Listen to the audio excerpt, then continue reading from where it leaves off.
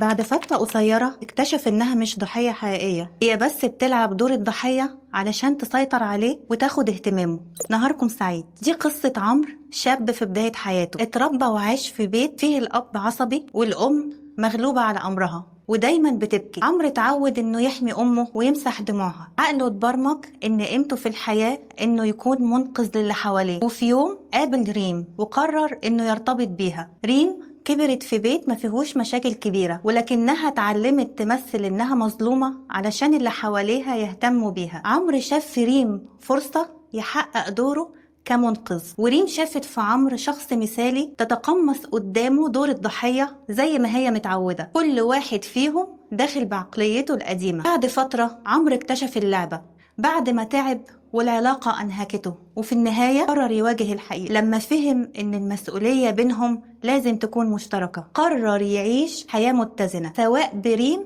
أو من غيرها. القصة دي نهايتها مفتوحة. تفتكروا ريم هتتغير علشان تحافظ على حبها، ولا النهاية هتكون مش في صالحها وعمرو مش هيقدر يكمل معاها؟ مستنية إجاباتكم في التعليقات.